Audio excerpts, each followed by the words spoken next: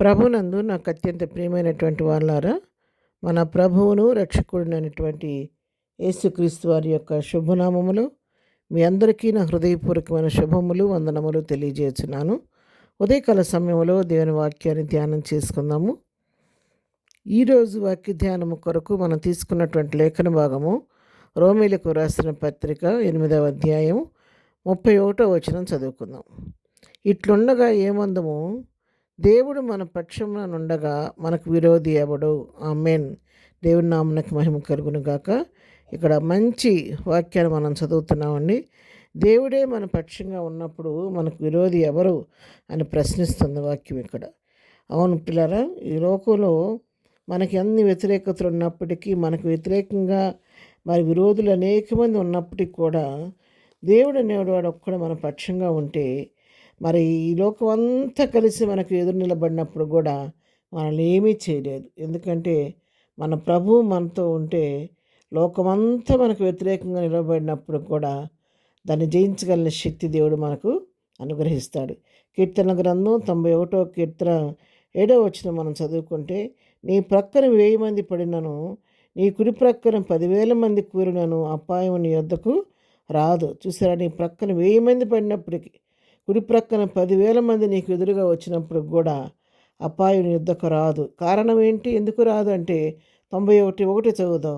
మహోన్నతిని చాటు నివసించేవాడు, సర్వశక్తినుడను విశ్రమించేవాడు, ఆయనే నాకు ఆశ్రయము, నా కోట, నేను నమ్ముకొను నా దేవుడు అని యెహోవాను గురించి చెప్పుచున్నాను. ఎందుకు మరి 1000 మంది పక్కన పడిన 10,000 మంది ప్రక్కన కుడి ప్రక్కన ఉన్నప్పుడు కూడా ఎందుకు అపాయం కలగట్లేదంటే కారణం ఏంటంటే, మహోన్నతుడైనటువంటి దేవుని చాటున మనం నివసిస్తున్నాం కాబట్టి, సర్వశక్తిని యొక్క నీడలో మనం ఉన్నాం కాబట్టి, ఆయనే మనకు ఆశ్రయం, దుర్గము, మనకు అండా కొండ, మన కోట కాబట్టి, ఆయన మన దేవుడు కాబట్టి, మనం నమ్ముకున్న దేవుడు కాబట్టి, ఇవేమి కూడా మనల్ని ఏమి కూడా చేయలేకపోతున్నాయి. అందుకని మనం చిన్న చిన్న వాటికి భయపడిపోయి చాలా కలవరపడిపోతూ ఉంటాం. చిన్న చిన్న శోధన వచ్చినప్పటికీ, ఏదైనా అనారోగ్యం వచ్చినా, ఏదైనా వ్యతిరేకత వచ్చినా, ఎవరైనా మనకు విరోధంగా ఉన్నా చాలా కలవరపడిపోతూ ఉంటాం. దేవుని చిత్తం లేకుండా మనకేమి సంభవించదండి. మన తల వెంట్రుకలో ఒక వెంట్రుక నేల రాలటానికి కూడా దేవుని చిత్తం కావాలంట. ఎందుకంటే ఆయన మన తల వెంట్రుకలన్నీ కూడా లెక్కించి పెట్టిన దేవుడు కాబట్టి, ఆయన చిత్తం లేకుండా మనకి ఏమీ సంభవించదు. మన జీవము ఆయనలో మూటగట్టుబడి ఉంది కాబట్టి, మనకు విరోధంగా దృష్టి ఎన్ని ఆయుధాలు సంధించినప్పటికి కూడా అవి ఏవి కూడా మనలను చేయలేవన్నమాట. ఎందుకంటే మహోన్నతుడైనటువంటి దేవుడు మన పక్షంగా ఉన్నాడు. ఆయన మన పక్షంగా ఉంటే మనకు విరోధులు అనేవారు ఎవరు కూడా ఉండరు. అంతేకాదు, విరోధులు లేకపోవటమే కాదు, 32 కూడా మనం చదువుకుంటే, తన సొంత కుమారుని అనుగ్రహించుటకు వెనుక తీయక మనందరి కొరకు ఆయనను అప్పగించిన వాడు ఆయనతో పాటు సమస్తమును మనకెందుకు అనుగ్రహింపడు? తన ఏకైక కుమారుణ్ణి, తన సొంత కుమారుణ్ణి మన కొరకు అనుగ్రహించిన దేవుడు కుమారుణ్ణే మనకు దానంగా ఇచ్చి, బలియాగంగా అప్పగించి, మన యొక్క విమోచన కొరకు తన సొంత కుమారుణ్ణే బలవడానికి పంపించిన దేవుడు తనతో పాటు మనకు అవసరం ఎందుకు ఇవ్వడు? తప్పకుండా ఇస్తాడు. ఆయన ఎందుకు అన్నీ అనుగ్రహిస్తాడు మనకు కావాల్సినవి. ఇంత గొప్ప దేవుడిని మనం కలిగి ఉన్నాము. సొంత కుమారుణ్ణి నీ యొక్క, నా యొక్క పాపాల యొక్క విడుదల కొరకు, విమోచన కొరకు ఈ లోకానికి పంపిన దేవుడు. నీ అవసరత నా అవసరం ఎరిగిన దేవుడు, మన అవసరాన్ని గుర్తిరిగిన దేవుడు.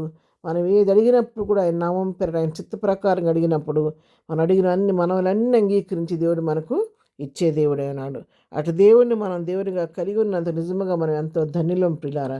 కాబట్టి ఉదయకాలం దేవుని వాక్యం మనతో మాట్లాడుతుండగా దేనికి భయపడకండి, దేనికి పిరికితనం తెచ్చుకోవద్దు, అధైర్యపడవద్దు. ఎందుకంటే మనతో కూడా ఉన్నవాడు లోకాన్ని జయించినవాడు, మన ప్రభువే మన పక్షంగా ఉన్నాడు. కాబట్టి మనకు వ్యతిరేకంగా ఎన్ని విరోధులు మనకు వ్యతిరేకంగా లేసినా అవేవి మనం చేయకుండా ప్రభు మనతో విశ్వాసంతో మనం ప్రభు వైపు చూసినప్పుడు ఆయన మనతో ఉండి తన కవిట్లో దాచి భద్రపరి జయమిచ్చే దేవుడు.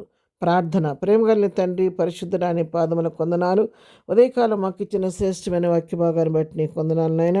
అవును తండ్రి, నీవే మా పక్షంగా ఉంటే ఈ లోకంలో మాకు విరోధి ఎవడు లేడు ప్రభు, నీకు స్తోత్రాలు. ఎంతవరకు ఆ విధంగానే కాచి సంరక్షించావు, నీ స్తోత్రాలు. ఉదయకాల వాక్యం వింటే మా ప్రియులు ఎవరైనా సరే, ఎవరైనా విరోధుల చేత ఇబ్బంది పడుతూ బాధలో వేదనలో కృంగిన స్థితిలో అటువంటి వారిని తట్టి లేపండి, ధైర్యపరచండి. మీరు వారి పక్షంగా విరోధుల మీద వారికి జీవను గ్రహించండి. ఈ దినం మేము చేయి పనిపాట్లో రాకపోకల్లో తోడుగా ఉండండి ప్రభా. ఈ దినం బర్త్డే మ్యారేజ్ చేసుకున్న బిడ్డలను దీవించి ఆశీర్వదించండి. ఎగ్జామ్స్ రాస్తున్న బిడ్డలందరికీ నీ పరలోక జ్ఞానం ఇచ్చి మంచిగా రాసి బిడ్డలు మంచి విజయాన్ని పొందుకునే కృప దయచేయండి. ప్రతి వారి పట్ల కృప విస్తరింపజేసి దిన దీవెనలతో నింపి నడిపించమని యేసు నామములో ప్రార్థించడి పొందుకొని ఉన్నాము తండ్రి. ఆమెన్. ప్రభు కృప సదాకాలం మనందరికీ తోడై నడిపించునుగాక. ఆమెన్.